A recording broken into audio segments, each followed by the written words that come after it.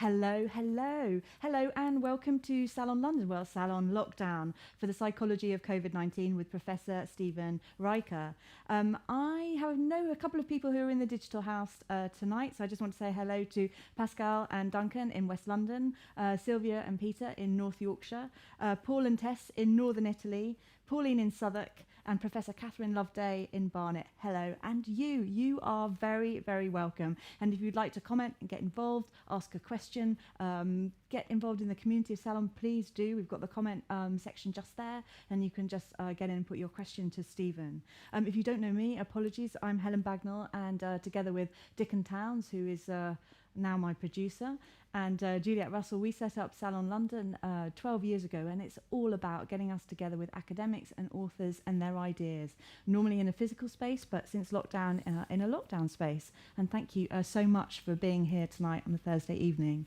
It's my great pleasure to introduce Stephen Reicher. He's a professor of social psychology at the University of St Andrews in Scotland. Yes, a social psychologist, and a leading academic in the fields of crowd and group behaviour, particularly in the way groups behave when in emergency situations more recently.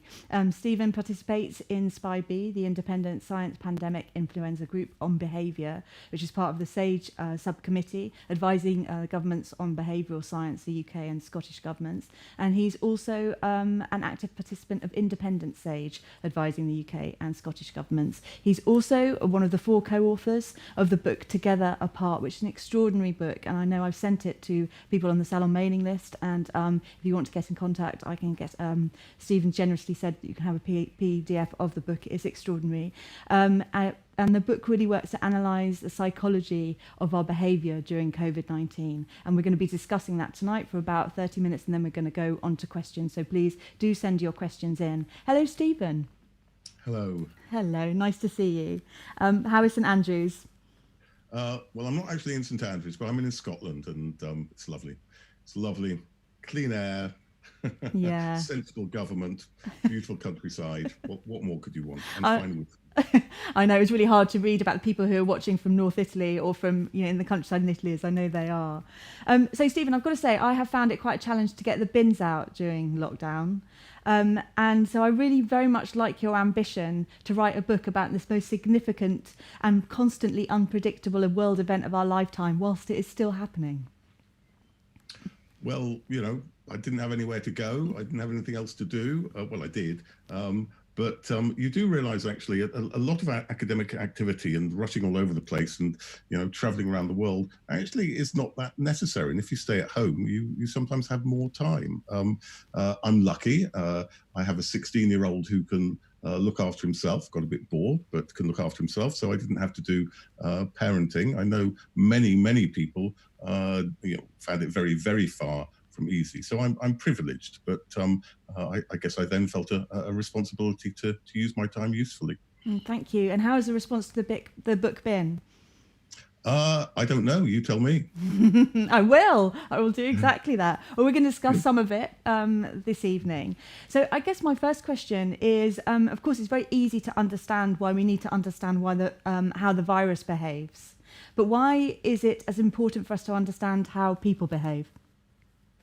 Well, I sometimes say until we get a vaccine, but even when we get a vaccine, every single intervention against the pandemic will involve at its core a behavioural dimension. So that was very obvious during lockdown. People had to adhere to lockdown. However effective it was as a measure in theory, however, its effect in effect, it depended on levels of adherence, and every few percent changes in adherence would have a great impact on the level of infection. Now we're coming out of lockdown, then the extent to which people adhere to distancing, to hygiene, to track, trace, isolate and support will be critical in moving forward. Just to take track, trace, isolate and support, the problem there is it's a leaky system. So you've got to get people who are prepared, if they're feeling a bit ill, to contact the testing centres and get tested, then be willing to give their contacts. Then if people are contacted, they've got to be willing to self-isolate. So at every single stage, behavior is going to be critical, and each bit of leakage will multiply together. So understanding the psychological issues, dealing with the issues of adherence are going to be absolutely critical.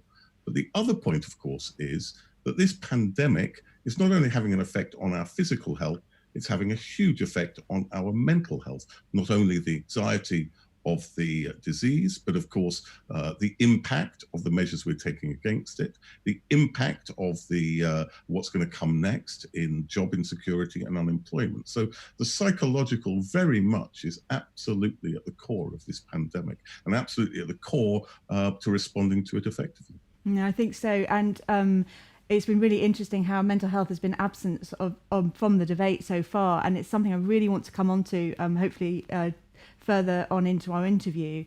I want to go back to the beginning, if we can, first of all. And I was really interested to read in your book, Stephen, that this idea that the government had demonstrated a lack of trust in the psychology of the people in the early days of the virus.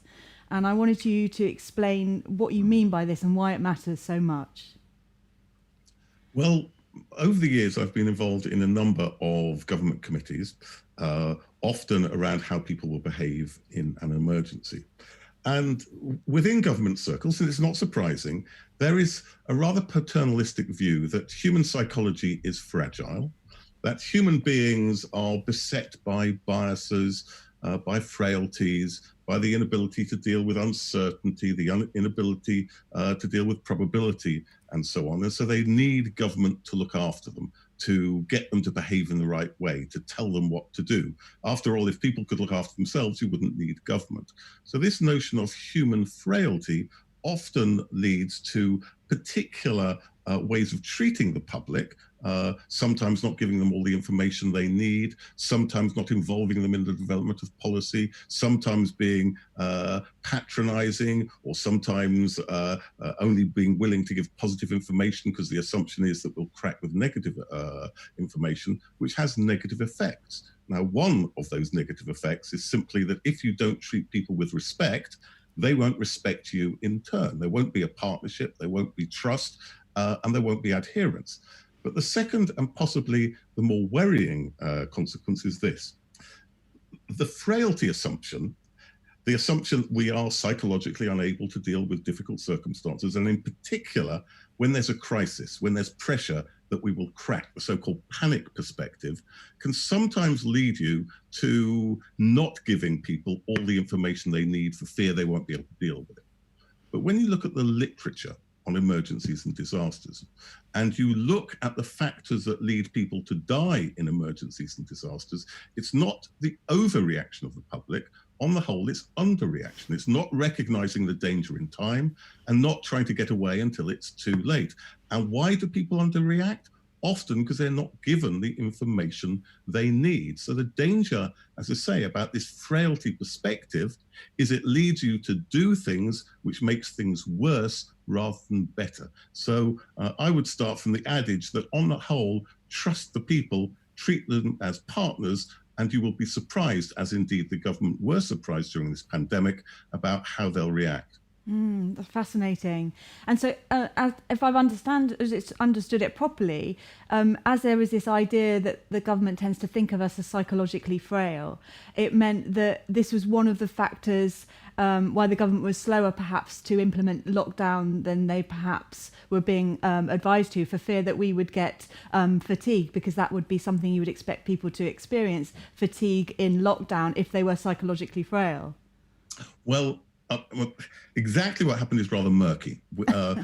We hear various things about psychological frailty, about the notion of behavioral fatigue. It's not entirely clear exactly where they came from, and it's not entirely clear what role they played in delaying lockdown. I mean, that's one of the reasons why I think we need an inquiry and need to understand how science was used or misused and affected the response to the pandemic. I think such an inquiry is very important. But let me take that notion of frailty, of behavioral frailty. Now, the first thing to say about it is all the psychologists I know and all the psychologists I discussed it with didn't know where that notion came from. The second thing is it's really important to distinguish between what might be a psychological frailty affecting behavior and other forms of fatigue.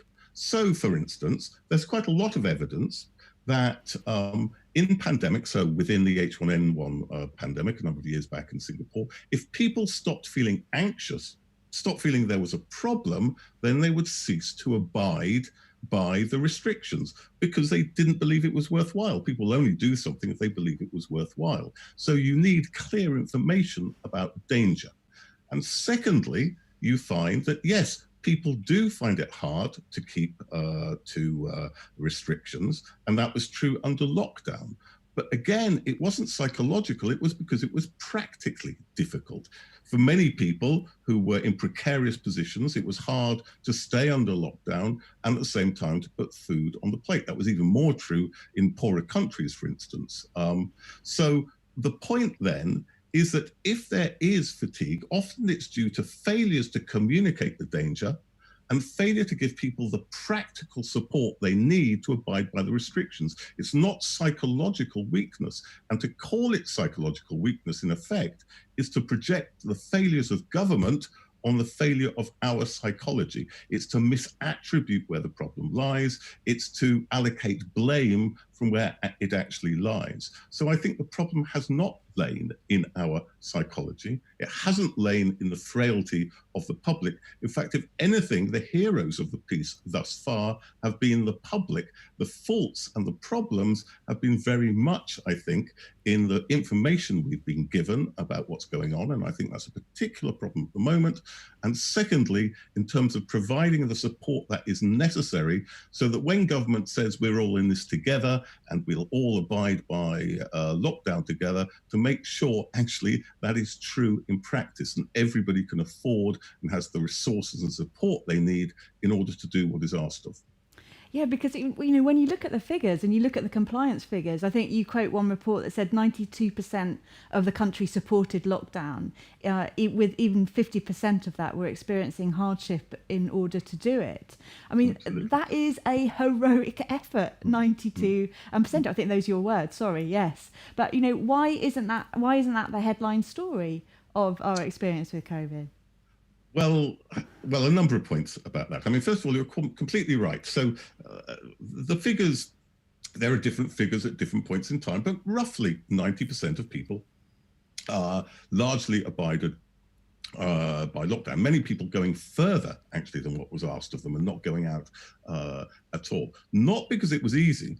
So, lovely research by Bobby Duffy's group at King's College London. Oh, we love Bobby. Well, you should. Showed that basically, I think it was something like 48% of the population was under lockdown and doing okay. 44% were suffering, genuinely suffering. They were suffering psychologically, they were suffering materially, but they still abided by lockdown. Now, that surprised the government. And when it happens, people often think, oh, well, there's something special about us. They'll say, oh, well, it's us Brits, we're wonderful. Or they'll say it's the Blitz spirit. And in other countries, say in New York, they'll say, oh, well, that's 9/11, that's the New York spirit. Actually, if you look at the literature on disasters and emergencies, you find that the whole notion of panic, of people cracking up, of people being frail, is actually very misleading. It hardly ever happens. What tends to happen, not always, but what tends to happen is that people come together and they come to support each other and they come to be, if you like, assets for each other. And so together, knowing that we have the support of others, we're much more able to deal with the challenges of hard times. And what underlies that is that due to the common experience of a disaster, common fate, a common threat, we develop a sense of shared identity. And that sense of shared identity means that others are not, in a sense, psychologically other to us. They're part of our extended self. What happens to them is happening to ourselves. And so we become more concerned about that. We become more supportive of others. As I say, together, we develop resilience. So resilience is not a quality within particular individuals.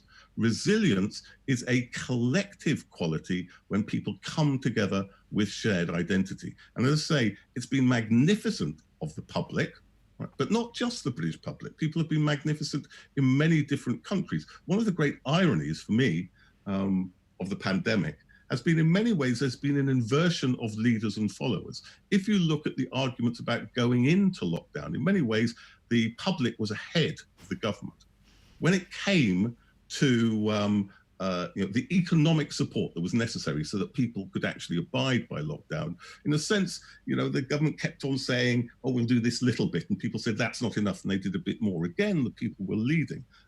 Even in the last few days, we've seen with Marcus Rashford and the outpouring of support for what he was saying about school meals. It was the public who led and the government which was dragged behind. So there's been an inversion. And I think in many ways, while there have been many problems, I think, of government and governance, we've been saved by the collective resilience of a public largely held together by shared identity, beginning to fray and has been damaged, I think, by some of the things that have happened.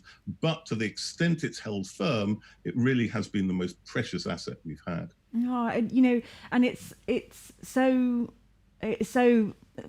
so good to hear that, because it just hasn't been there. And why wasn't there? Why didn't it feel like we were doing so well? Why did it feel like we perhaps should be doing more? Why were we here in London just so terrified to go out in case they closed the parks? Or, why were people shaming people who had to go on public transport to work? Why were we so hypersensitive to our neighbours perhaps doing stuff that could endanger us? Why didn't it feel like we were part of such a collective good? Sorry. Well, let's start way back before lockdown, when we heard all sorts of things about panic buying.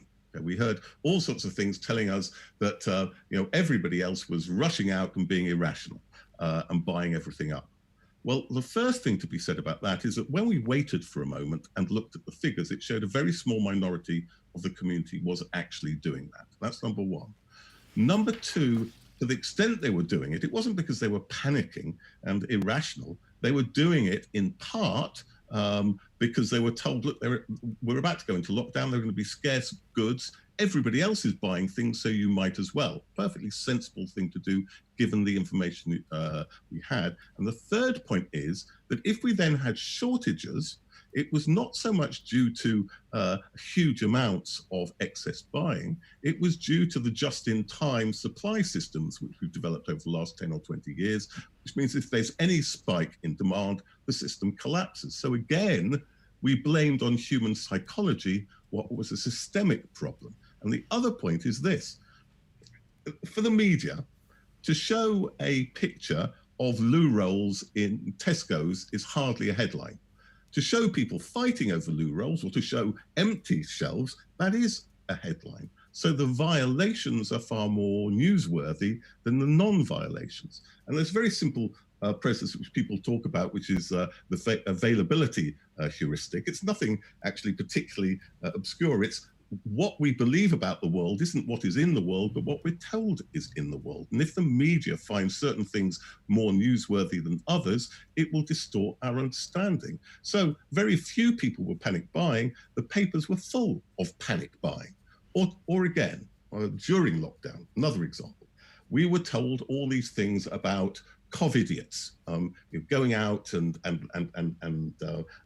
not observing social distancing in the parks. Well, the first point about that, again, is not that many people were doing it. Number two, to the extent they were doing it, they weren't doing anything particularly stupid. They were told you can go out. So they went out, and the only places they could go to in urban areas were parks, and then they found themselves with lots of other people there. What's the solution? Well, the solution might be, instead of saying, oh, you're all fools and we're going to laugh at you, to say, well, actually, we've got a problem of inadequate space. So let's think about increasing the amount of space which is publicly available. And throughout that period, a number of us, myself, others involved in SPI-B, like Susan Wiki, were saying, look, why on earth don't you do things like open the golf courses, open the playing fields, give people the space they need? Again, we were blaming on human psychology what was a systemic failure to make the resources available for us to do the things we should. And the final point, again, of course, is that the media loves a story of violations. That is far more newsworthy, to the extent that in some papers, they were using long distance lenses to make it look as if everybody was squashed together when they weren't. So the way things were represented in the media, I think sometimes misrepresented what was actually going on. And I think when we come to drop the balance sheet, I do think the media will need to look at itself. I think, we live in a free country, the media can do what they like, but actually to represent things in a way which undermines our sense of solidarity and belief in others in a pandemic like this, I think has not been journalism's finest hour. Thank you. And it's really interesting, though, to hear that the advice you were giving to the government about opening up more spaces. And I want to go back to your earlier point that if the government had treated us as partners and acknowledged the many ways that we were trying to solve the problem, how would it have looked? How could it have looked? How could they have harnessed what we were doing better? Well, when you look at the literature on why people obey the law, why people go along with authority, there are two views. One is the big stick view, or instrumental compliance, if you like. We obey the law because if we don't, we'll get punished. Well, to some extent, that is true. If I stand by you with a big stick and threaten you unless you walk to the left, you'll walk to the left. The problem with that, of course, is if I'm not there or I take the stick away, you won't walk to the left or you'll walk to the right. So I won't have persuaded you. And so I have to use more and more and more repression to get you to do what I like. The second form is what's called normative compliance. We do things because we think it's the right thing. We think it's being done for our good. What's going to make us believe things are done for our good is the notion that the authorities themselves are of us and for us. They're not an alien power imposing on us. They are part and parcel of the community and acting for the community. Okay. So how do they do that? And one of the arguments is, well, you do that in the way that you treat people. If you treat people as equals and as a partner, then they will respect you, they will see you as of us, and they're more likely to go along with you. The technical term is procedural justice. And that takes a number of forms. One is involving people and listening to them. Another way of talking about that is co-creation. If for any policy, however good it is, if you just impose it on people, it's alien, it's their policy. If you involve people, talk to them, listen to them in the development of policy, then it becomes our policy and you're more likely to go along with it.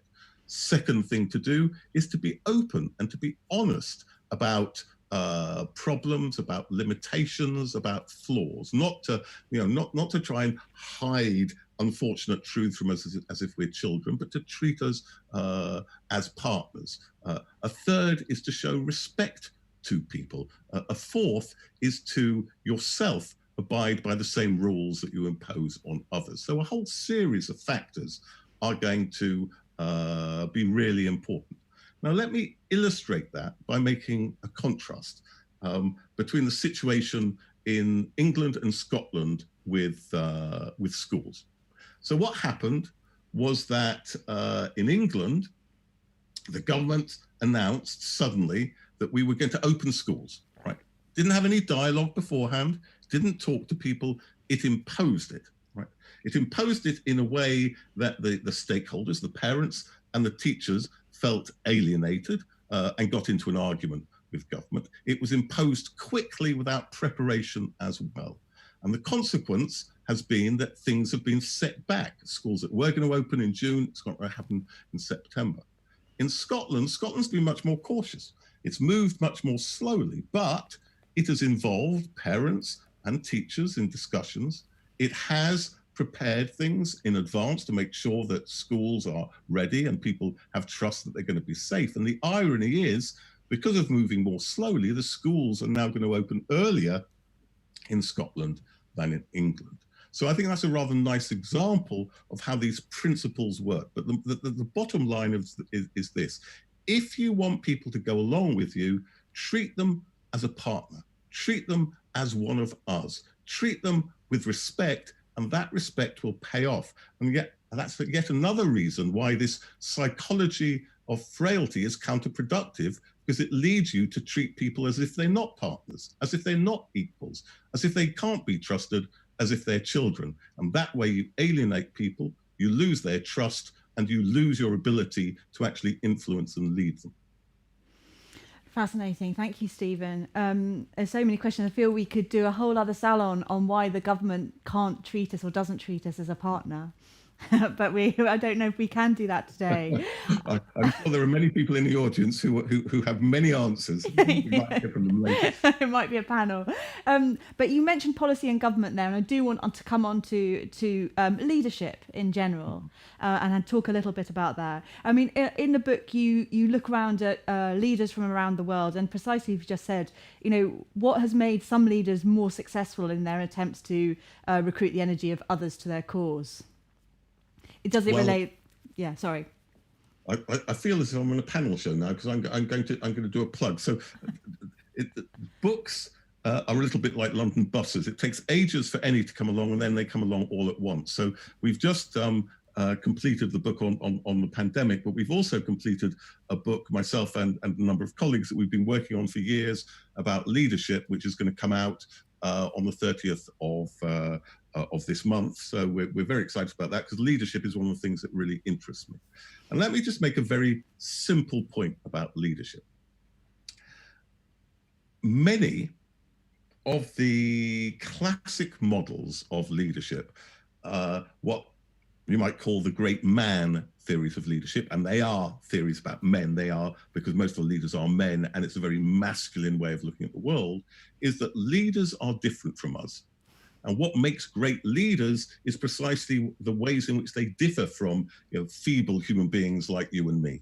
Okay? The special qualities they've got, the amazing charismatic qualities they've got. And the search has always been for that right stuff. If only you could find it and you could bottle it, you could have perfect leadership.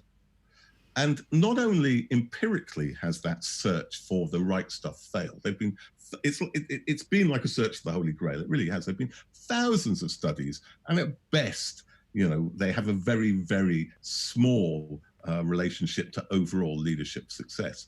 Because the point is this: actually, what makes a good leader is what they have in common with us. What makes a good leader is the way in which they represent the norms and the values and the things we think are important about our group. Leadership is always about what we share with a leader in a social group, which is why leaders of other groups leave us feeling completely bemused as to why they're so popular. But one of the points about that then is anything which separates you from the leader undermines leadership effectiveness in terms of their ability to influence you. There's a rather nice literature, for instance, that shows that pay differentials actually decrease performance in an organization. One of my colleagues, Alex Haslam, has got this lovely, rather cheeky little study which shows the same in universities. If you look at performance of universities, research performance, it has a negative relationship to the differential between vice-chancellors' pay and ordinary people's pay. So one of the reasons why we should be against top pay is not only that it's unequal and wrong in itself, it's also counterproductive to good performance, because we want, we're going to be go along with leaders who we think represent us, again, who are of us, who are of our groups.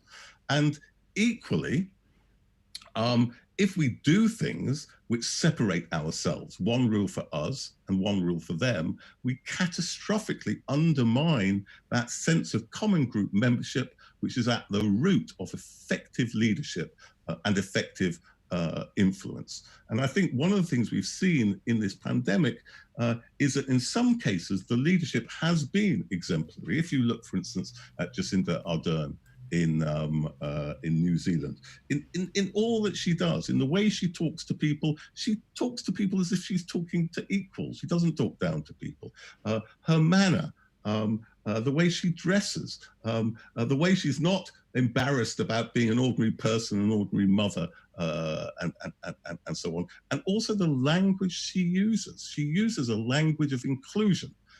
There's a lovely literature which shows something very simple. If you look at political candidates. So this study has been done on prime ministerial candidates in Australia, and also has been done on presidents in the United States.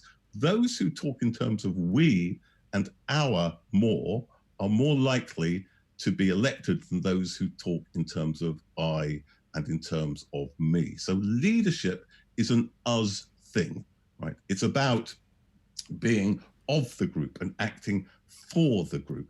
And as I say, anything that undermines that is truly, I think, corrosive of leadership.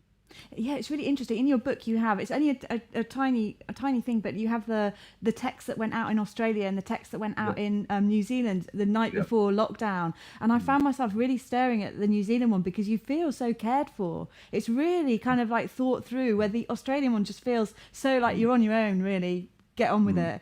You know, there's such a difference, even in that tiny, I think it was a tweet actually, rather than a text. It was just, So, but again, I think we can look at the messaging in the UK, and I think the Scottish messaging. I begin to sound like a cheerleader for the Scottish government. I'm not. I look at them and I assess them against what I think should be done, and their messaging has been very good. I mean, their messaging has been about who we are. And it's been about what our norms and what our values are. It's been drawing upon those in order to support a sense of community and to support a sense of pro-social norms. And let me just say a couple of words about why I think that's important. Again, actually, it's a rather profound, very simple point, but a rather profound point in terms of psychology. The assumption that is often made is that we always act in terms of self-interest. Okay? That human beings are disposed to act in terms of self-interest, and rationality is about maximizing self-interest. But one of the points that the work that I've done and my colleagues have done over many years is to say, look, that might be true, but the self is more complicated than you think. If I was to ask anybody in the audience, I do this if there's a live audience, who are you? They will tell me something about themselves as individuals. They'll tell me what makes them distinctive. I'm friendly, I've got brown hair, I like cycling, whatever. But they'll also tell me something about their group memberships, which are just as important. You know, that I'm a socialist, I'm a Catholic, I'm a woman, I'm a Spurs fan. I don't know what you are, but they will tell me about group memberships, and those group memberships are critical. And the point is that sometimes we think in terms of I, and sometimes we think of we. Sometimes our self is extended. So the question, when you say we act in terms of self-interest, then raises the question, well, what self? What is the self of self-interest? Is it the I, in which case only what is good for me is in my interests? Or is it we, in which case what happens to the group is in my interests? Now, let's look at the pandemic.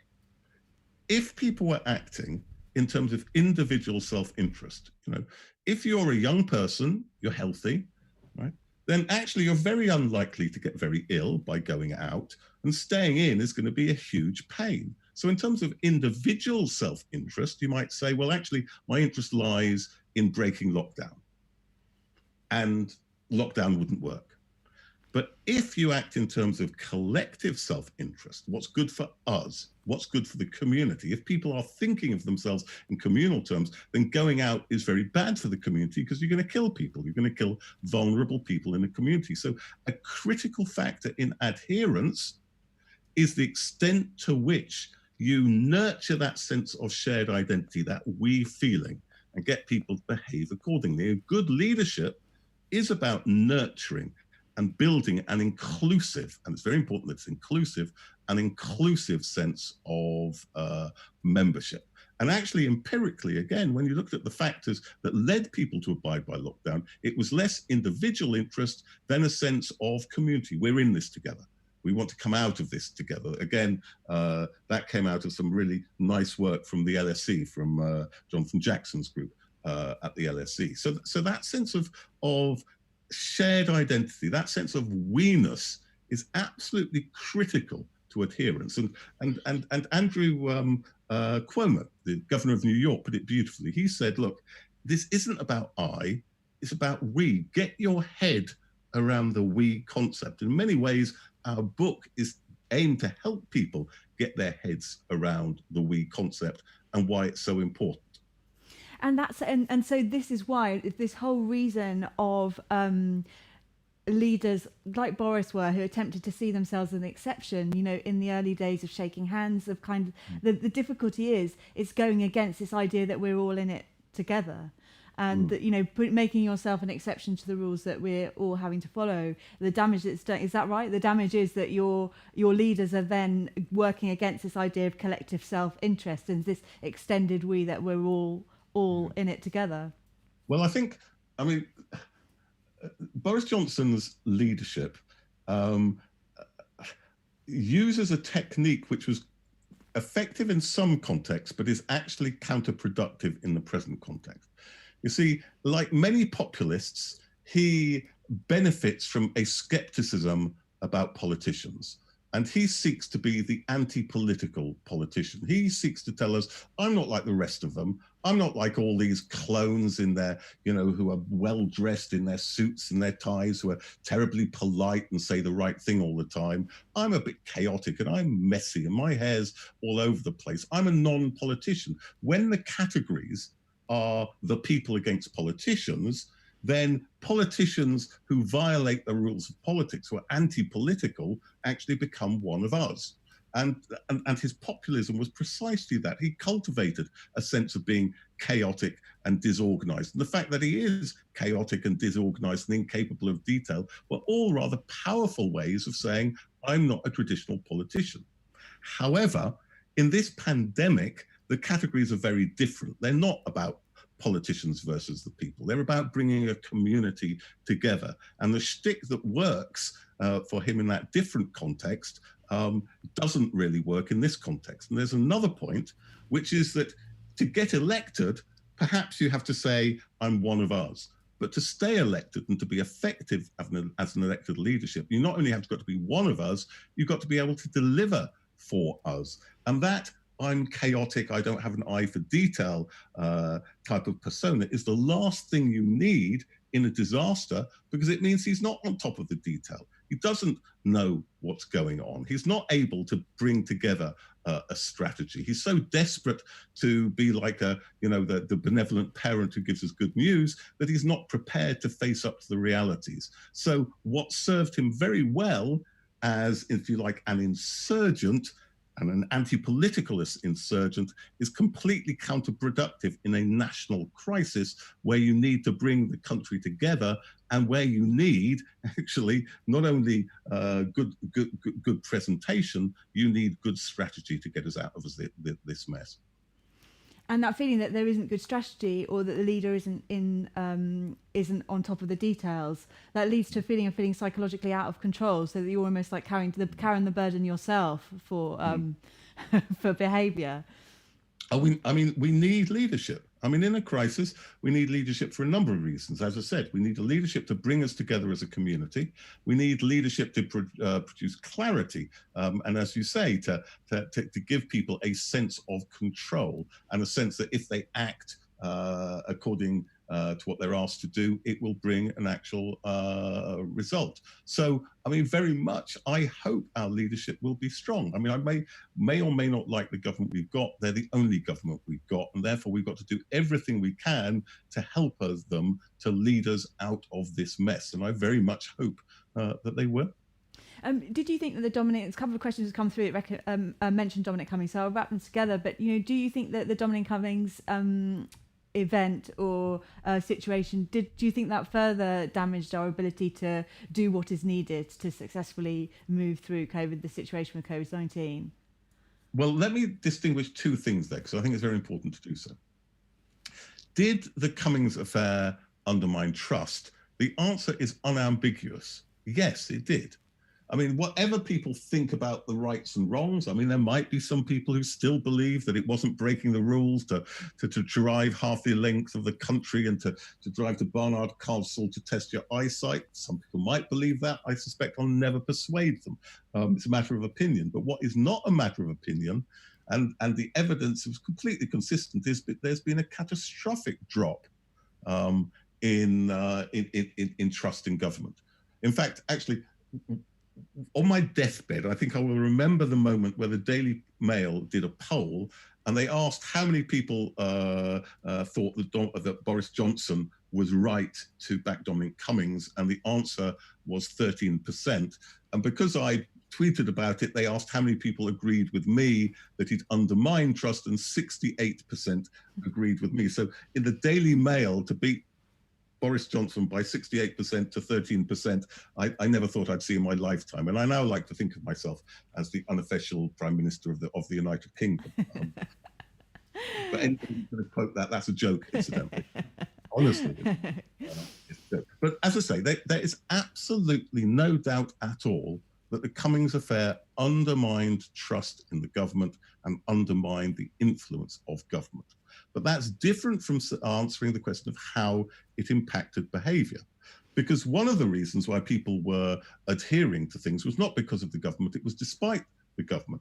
And actually, again, there's some rather nice evidence from Jonathan Jackson's group that people who were more angry at Cummings were less likely to violate restrictions. And in a sense, to the extent that he positioned himself as outgroup, not like us, then he wasn't an example, he was a counter-example. So the cost is that we might have a government we don't trust and can't lead us. At the same time, it might enable people to do things for themselves. And again, I come back to this point that if things have gone well in this pandemic, in many ways, it's despite the government, not because of the government. It would be so much better if it was with the government. It would be so much better if we did have trust and we had a leadership that we could go along with and could guide us. And again, I hope the arguments we make will help give us that good leadership. But as long as we've got bad leadership and we have to do it for ourselves, well, the good news is a lot of people are doing it for themselves.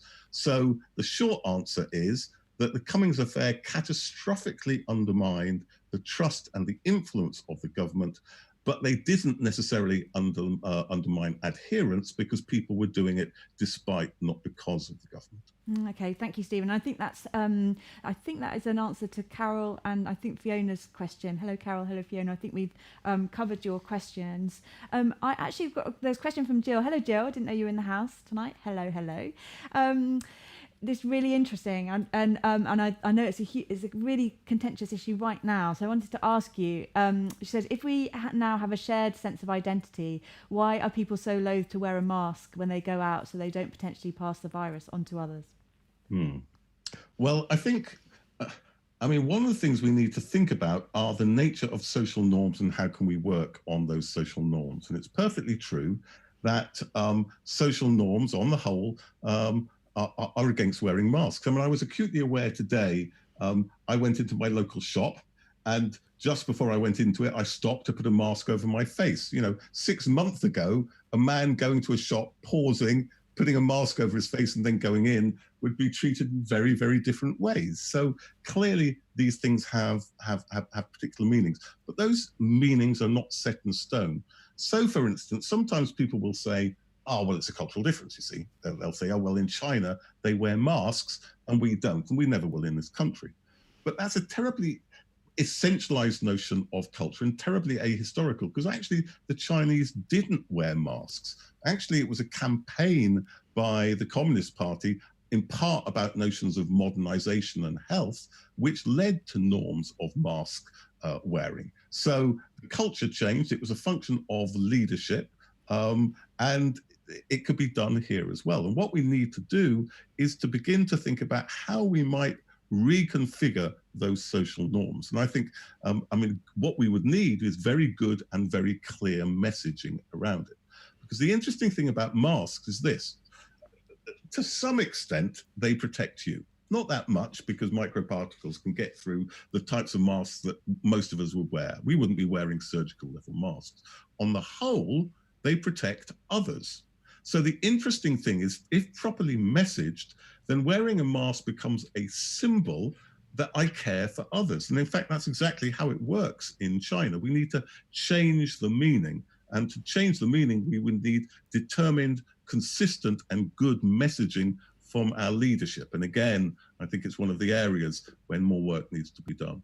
Okay, thank you, Stephen, and thank you, Jill. And hello, Catherine. Catherine Loveday. Hello, hope Hello, you are Catherine. well. Hey. And Catherine's question is, Steve, do you think there is anything about the pandemic or the way it has been handled that has exacerbated divisiveness and hate crime?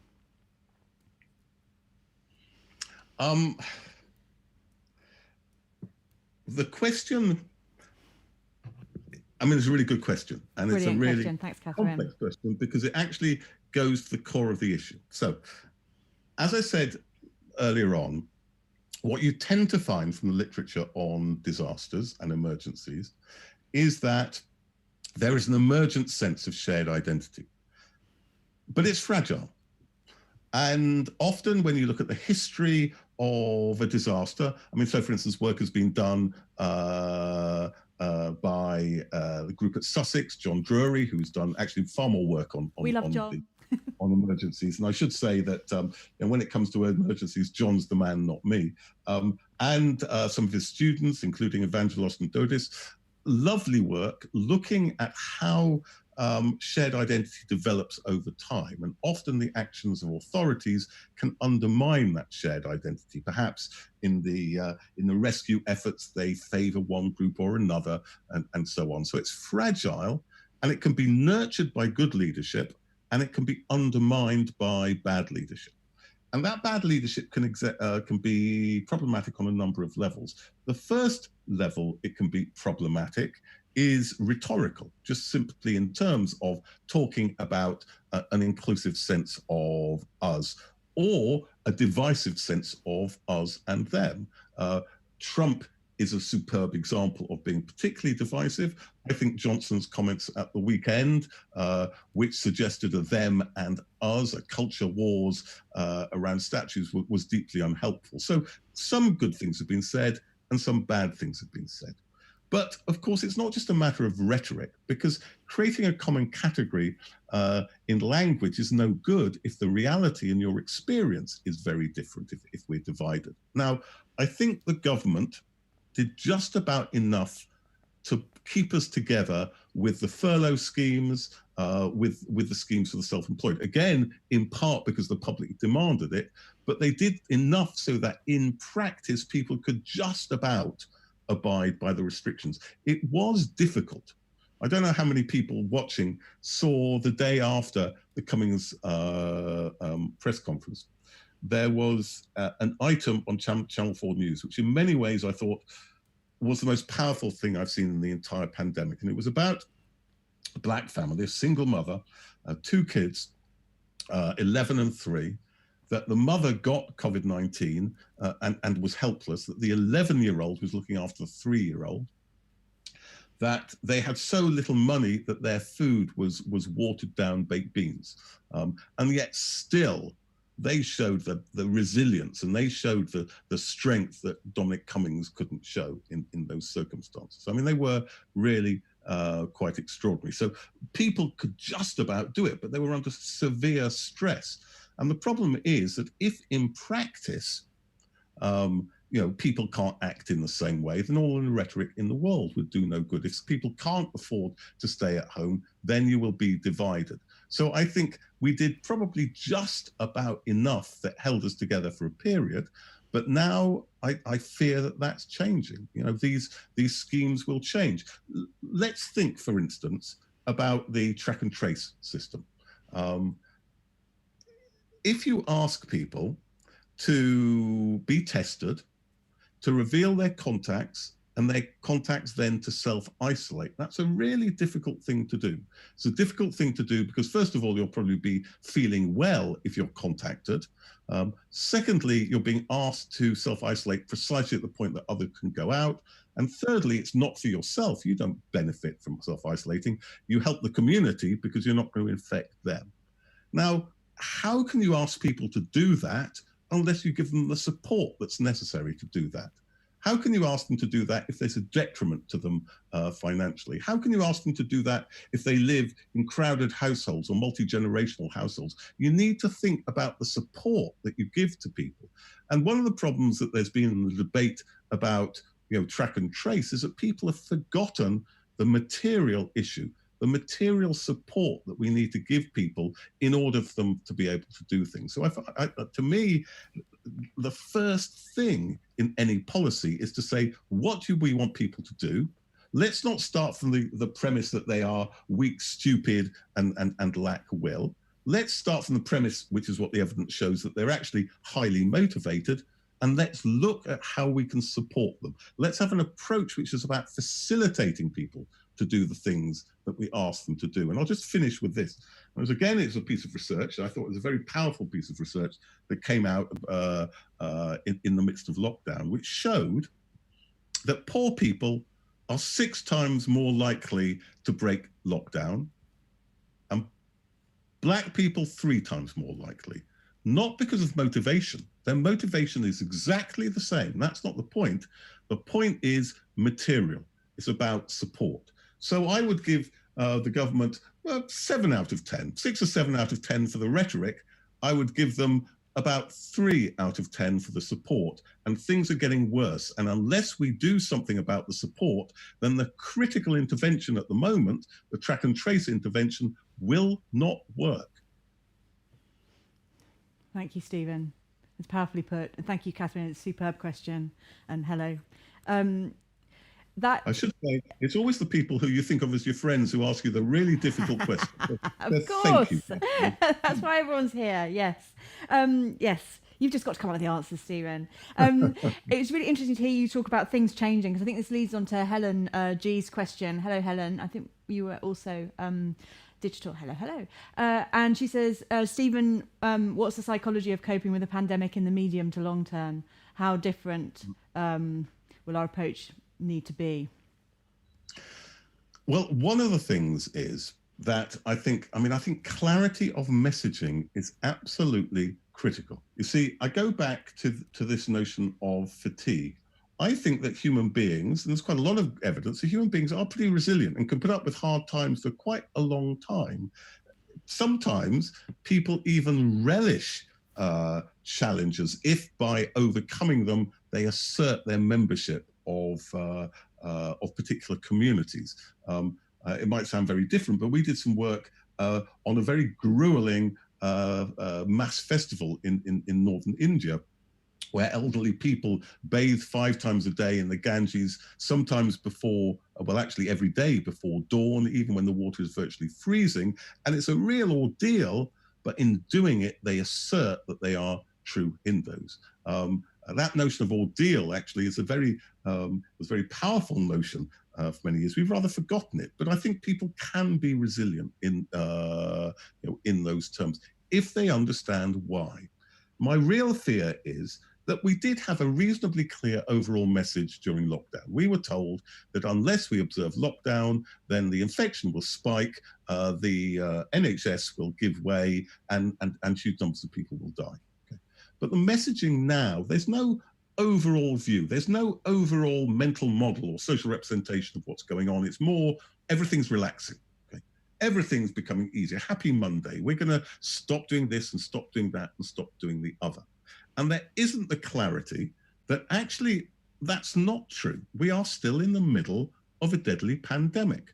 The infection is still there at higher levels than it was probably in early March.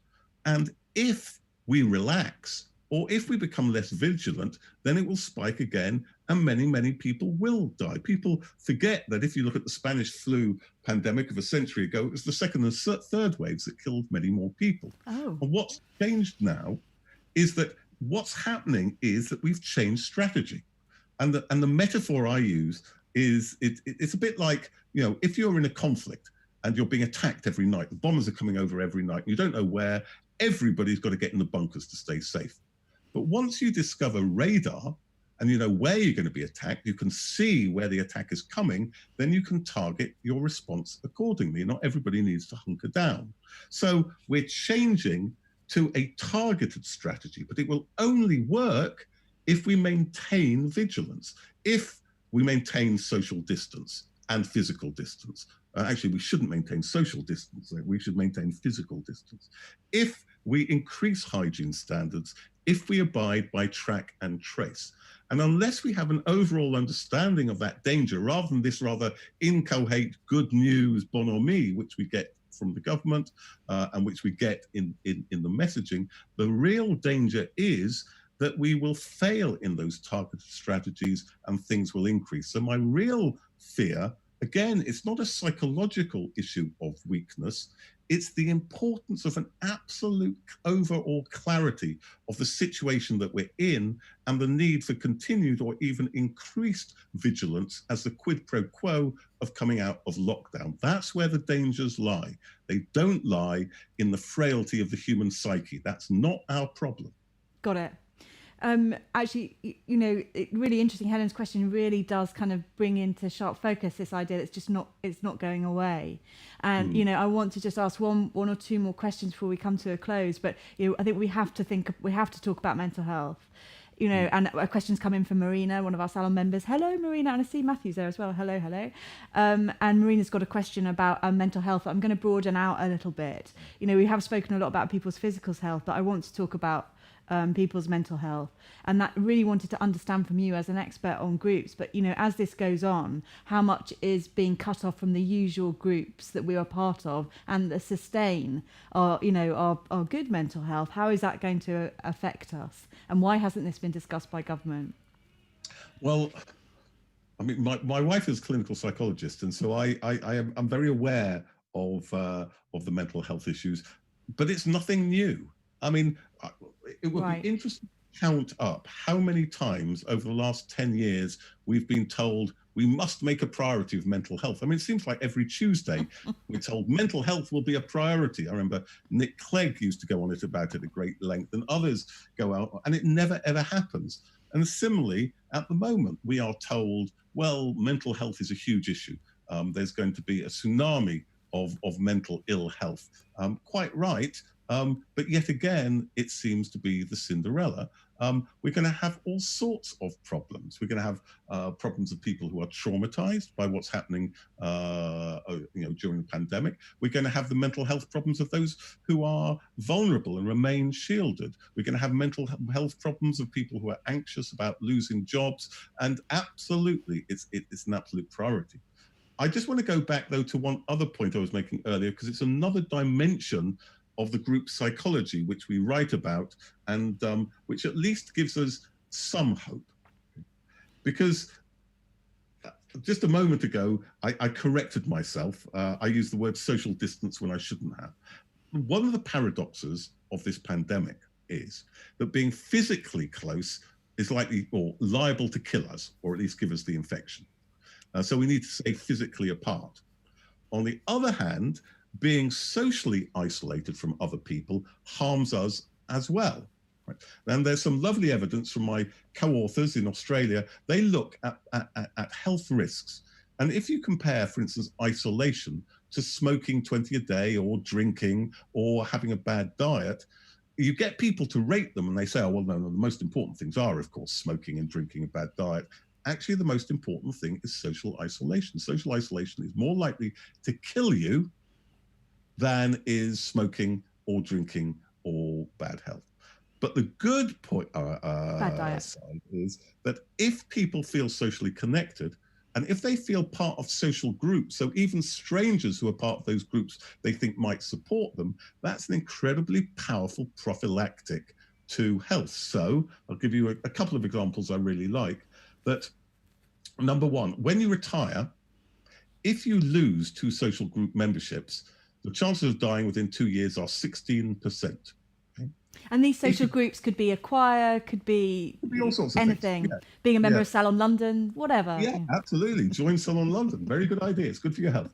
I don't know whether that's true tonight, but if you lose 2 group memberships, you've got, as I say, you've got a 16% chance of dying. If you gain 2 new group memberships, you've got a 0.5% chance of dying, a 30% difference. Or again, if you're an 80-year-old, right, and you're a member of many social groups, you're well socially connected, you will have the cognitive acuity of a 70-year-old. But if you have poor social connections, if you're not members of social groups, you are likely to have the cognitive acuity of a 90-year-old, a 20-year difference. So groups are really good for our health. The term that has been used is the social cure. They're more powerful than any drug we've discovered. If you want the best prophylactic against depression, it's not taking pills, not very popular with the pharmaceutical industry because they're not going to make much money out of it.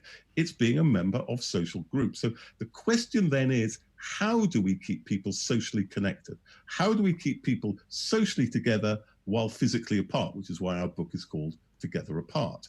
And so those issues of group membership are powerful in bringing us together and powerful in terms of making us effective practically with the pandemic, but they also preserve our psychological well-being within the pandemic. Of course, it's not the only factor around mental health, but it's a very powerful one. And in some ways, and if we are to find optimistic things, people are finding new forms of connectedness. Families, for instance, are having quiz. We have a family quiz night every Sunday, and I used to see sort of all members of the family, all around the country about once a year or so. Now every Sunday we meet up and we're connected. We see the new baby that's been born or whatever it is. So perhaps we can learn about the power of those forms of connectedness, and perhaps there are ways in which we can help people who are suffering from social isolation. So, as I say, the group is powerful in helping us out here. It's powerful in giving us the mutual support, the mutual aid that's been so important. It's powerful in terms of our preserving our mental well-being, which is why we feel group psychology is one of the best assets we have in this pandemic. Oh, that is glorious. And it is music to our ears. I think that these social activities are not optional extras. They're crucial to our excellent psychological functioning, and that we can join a choir, we can struggle on with the Zoom family chat, we can do these things. These are in our power, and we as an organization who does this, we can work out how to reach out to people who are alone and deliver interesting, make them parts of groups. It's certainly given me a lot to think about. I mean, choirs are a lovely example because there's another whole literature about how embodied coordination is good for psychological coordination. There's a great book by a historian called McNeill, and it's called something like Marching Together in Time, and it's about dance and drill in history, and how if you move together, and it might be marching together, it might be dancing together, it might be singing together, it might be playing music together, all these things that coordinate us in an embodied way also bring us together psychologically. And again, that strengthens us. We're part of a web which sustains us. When you look at developmental psychology, there's this notion that everybody will know about a socially secure base. If you feel you've got security in your parents, you're more likely to feel confident going out into the world. Well, what group membership gives you is a socially secure base. If you feel part of a group and you feel that other people in the group are there for you, you know that if you come into difficulties when you go out into the world, other people will support you. And that lowers stress. And the interesting thing is that's not only good for your mental health, it's good for your physical health, because lowered stress has all sorts of physiological consequences which feed into health. So doing things together with people, embodied coordination, choirs in particular, they're all very good for you. Oh, brilliant. And one of our co-founders, Juliet Russell, who's one of the leading UK vocal coaches and runs a community choir, will be so happy with that answer. And Marina and Sarah, I hope you've got some answers that you can take from both of your questions. We have to bring it to a close now, Stephen, but I just wondered if I could squeeze in a very quick answer, because I've got a question from my dad, Peter. Hello, Dad. How are you? And he said, thank you for a fascinating talk. His question is, if you were publishing the book now, what key updates would you make, knowing what we know now versus 6 weeks ago, and what 6 weeks it has been? Okay. Well, hello, Helen's dad. And thank you for that question, because it allows me to make a proviso on what I've been saying.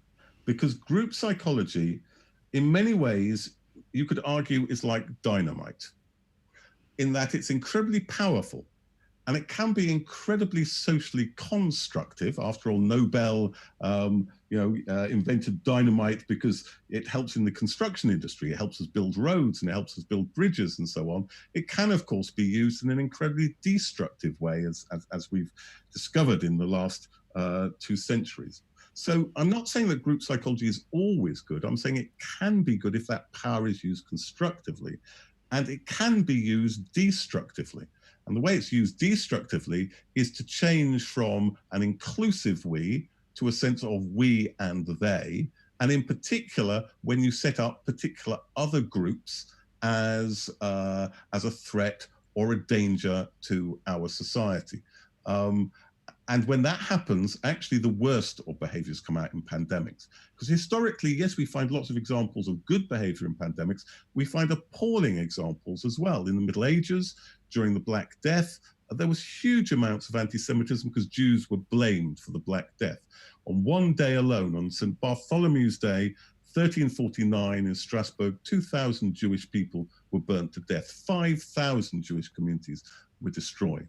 And I think it's really important to recognize when things go wrong, and when, in part because of the actions of government dividing us into us and they, that social cohesion of a common group leads to division into different groups and leads then to the potential for huge conflict.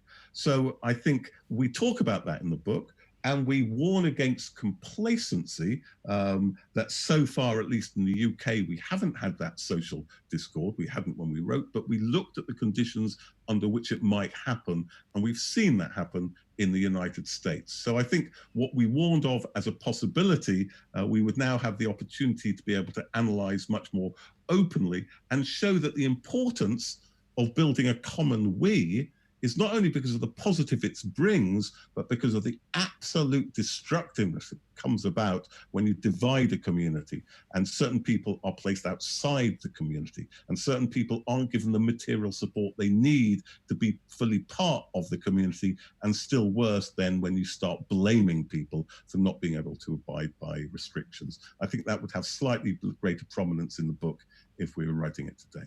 Okay, thank you, Stephen, and thank you, Dad. Great question. You're the best. Stephen, it's been such a pleasure to talk to you and understand so much more from your trailblazing work in how crowds behave.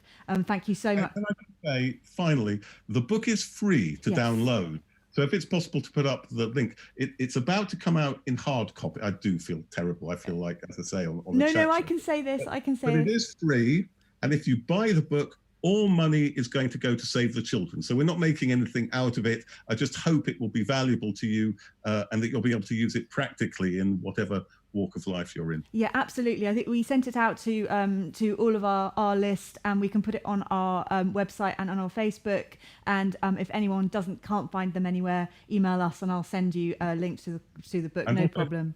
If people haven't had time to ask a question, you can always email me and I'm very happy to reply. If I don't, it's because I get too many emails, but remind me. I always answer in the end. So if you want to ask, you're more than welcome. And I'm sorry to be talking to you without being able to see you. Perhaps someday in the future I'll be able to actually see you. So thank you for listening. Thank you, Stephen. I very much hope so too, because we run a festival and you've got a lot to say and we want to hear it. So I hope to see you at a festival soon. I'm just going to say thank you so much for being part of this incredible salon. I've wanted to work with Stephen for a long time and it's been such a pleasure to talk to him. Thank you very much for all our salon members. Thank you for being with us for Thursday night for our salon lockdown.